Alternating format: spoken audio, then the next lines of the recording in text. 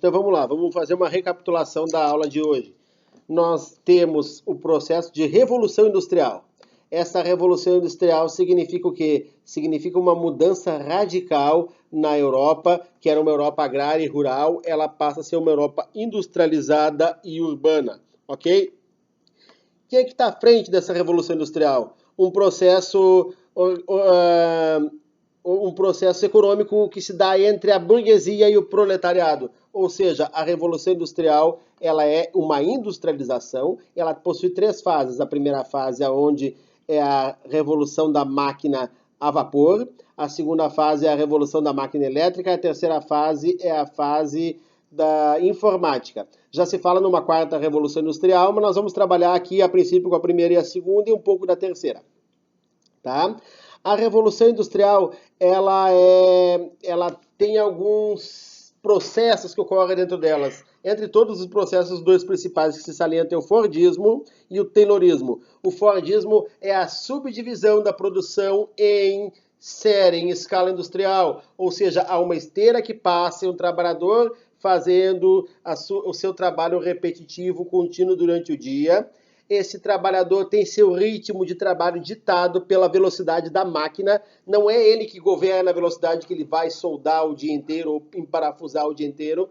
Ele vai ter que soldar ou emparafusar com o ritmo de trabalho ditado pela velocidade da esteira, porque as máquinas, as peças passam, tá?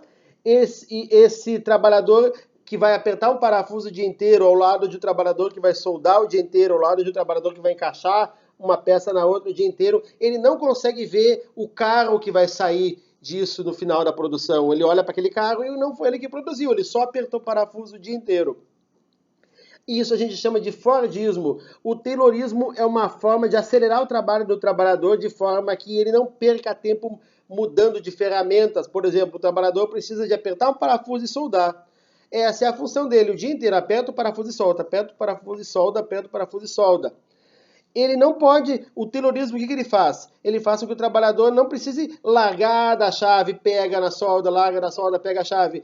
Ele faz com que o trabalhador tenha, de forma rápida, presa no próprio corpo, ou uma máquina onde ele possa, de um lado dessa máquina, apertar o parafuso e de outro lado já soldar, de forma que ele dinamize seu trabalho. Ele acelera o seu trabalho em segundos por peça. Segundos por peça ao longo do dia, somando, dão horas de trabalho que o trabalhador produziu a mais. Tá? Então, a Revolução Industrial inaugura o modo de produção capitalista. O modo de produção capitalista significa o seguinte: os meios de produção, que são as fábricas, as máquinas, os instrumentos de trabalho, as ferramentas, os meios de produção pertencem a um grupo chamado burguesia. O proletariado, que são os operários, eles vendem a sua força de trabalho para a burguesia, que é dona dos meios de produção. Eles vendem sua força de trabalho em troca de salário. O salário do trabalhador é produzido em mais ou menos, vamos jogar 10 minutos aqui para ficar redondo os números. O salário do trabalhador é produzido em 10 minutos numa jornada de 8 horas. Em 10 minutos, numa jornada de 8 horas, em 10 minutos o trabalhador produz o próprio salário, o salário de quem não produz nada e paga as despesas da firma.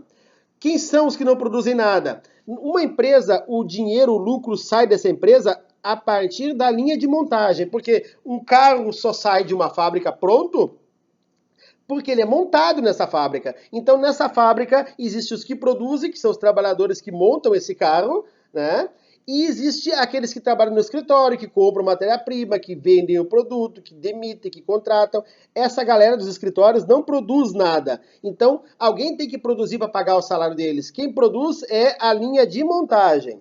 Então, uma jornada de 8 horas, um trabalhador mais ou menos em 10 minutos produz o próprio salário, ele produz o salário de quem trabalha em escritórios e não produz nada, e ele paga as despesas da firma. Queimou uma máquina ali, tem que pagar a conta de luz, a conta de água. Então, essas contas ele paga em 10 minutos e nas próximas 7 horas e 50 ele produz o quê? O lucro do capitalista, o lucro da empresa. Tá? O que mais que eu tinha que colocar para vocês para ficar rapidinho aqui? A princípio seria só isso. Tá, abraço.